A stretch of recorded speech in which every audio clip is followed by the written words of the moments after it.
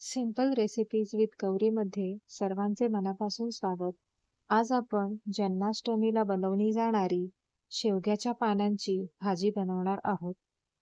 ही पानं खूप औषधी आणि खूप गुणधर्मांनी भरलेली असते ही भाजी. त्यामुळे ही महिन्यातून एकदा किंवा दोनदा नक्की खावी. आता मी जिथे राहते तिथे ही भाजी मला अगदी सहज उपलब्ध होते. ही सुद्धा मी आता झाडाची फांदी तोडून आणलेली आहे. कवळी पानं बघून घ्यायची आहे. तुम्ही बाहेरून जर जुडी विकत घेऊन येणार असाल तर ती पानं अगदी जून किंवा अगदी राठ झालेली नसावीत. कवळी जुडी बघून घ्यायची आहे. बाहेरून जुडी आणल्यावरती तिची फक्त गाठ सोडवून घ्यायची आहे आणि छान धुवून घ्यायची आहे. पॅन खाली एक तासभर सुकवून घ्यायची आहे आणि तशीच्या तशी पूर्ण जुडी प्लास्टिकच्या पिशवीत टाकून फ्रीजमध्ये ठेवून द्यायची आहे.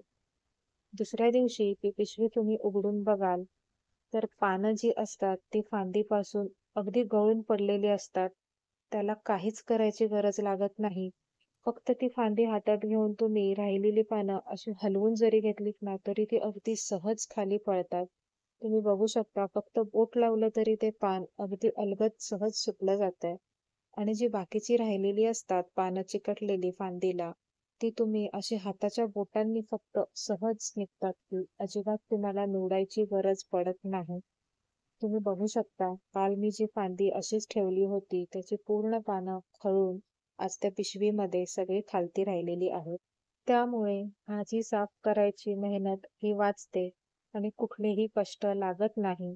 कारण शेवग्याची भाजी म्हटली की ती साफ करण्यातच बराच वेळ जातो आणि जर तुम्ही अशी भाजी निवडून घेतल्यानंतर जर ही भाजी धुवायला घेतली तर ती अजिबात व्यवस्थित धुता येत नाही. सगळी पानं हाताला चिकटतात.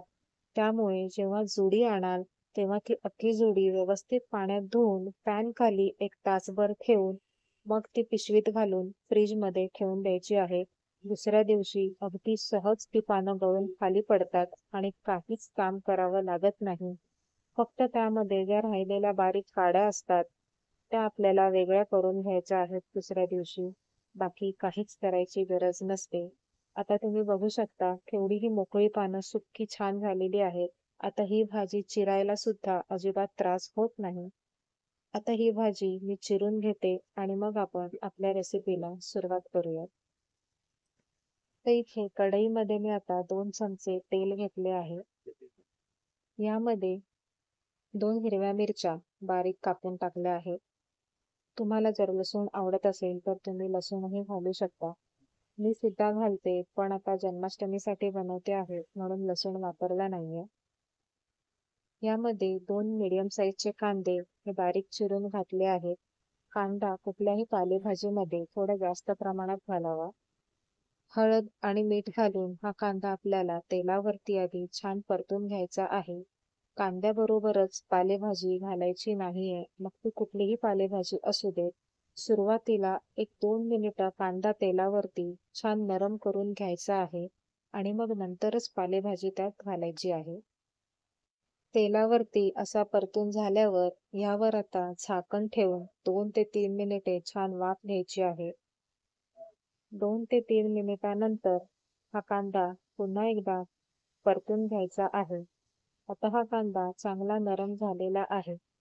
आता यामध्ये चिरलेली भाजी घालून घ्यायची आहे. तुम्ही बघू शकता भाजी सुकी असल्यामुळे किती छान बारीक चिरली गेलेली आहे. हीच जर ओली भाजी तुम्ही चिरायला घेतली तर ही सगळी पानं हाताला चिकटतात. ती भाजी नीट धुताही येत नाही आणि चिरताही येत नाही. त्यामुळे मी सांगितलेली पद्धत ही एकदा तरी नक्की ट्राय करून बघा. तुम्ही नेहमी ही भाजी बनवा ही माझी गॅरंटी. आता ही भाजी सुद्धा आपल्याला कांद्यामध्ये छान मिक्स करून घ्यायची आहे आणि एक 2 ते 3 मिनिटे कांद्याबरोबर ती परतून घ्यायची आहे. गॅस हा एकदम बारीक ठेवायचा आहे, नाहीतर भाजी खाली करपू शकते. तेलावरती अशी परतून घेतल्यानंतर यावर आता आपल्याला झाकण ठेवायचे आहे आणि पुन्हा एक 2 ते 3 मिनिटे या भाजीला चांगली वाफ द्यायची आहे.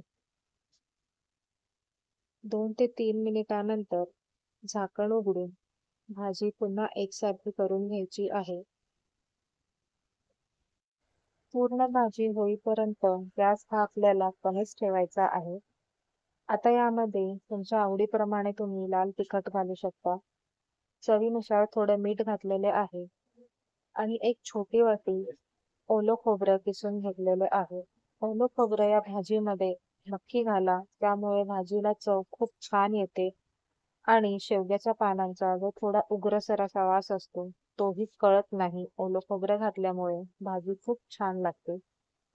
आता पुन्हा एक 2 मिनिटे अशीच परतून घेणार आहे. खोबरं आणि मसाला हे शेवटला घालायचे आहे. मसाला हा आधी घालू नका, नाहीतर भाजीमध्ये तो करपला जाईल आणि जळकट असा वास भाजीला येईल. 2 मिनिटे परतून झाल्यानंतर आपली ही भाजी तयार झालेली आहे. या जन्माष्टमीला या पद्धतीने ही भाजी नक्की बनवून बघा. महिन्यातून एकदा किंवा दोनदा ही भाजी नक्की बनवून बघा. आजची रेसिपी कशी वाटली हे कमेंट करून नक्की कळवा. रेसिपी आवडली असेल तर लाईक करा, शेअर करा आणि अशाच सिंपल आणि सोप्या रेसिपीज बघण्यासाठी सिंपल रेसिपीज विथ गौरी या चॅनलला सबस्क्राईब करून बेल आयकॉन सुद्धा प्रेस करा. नमस्कार.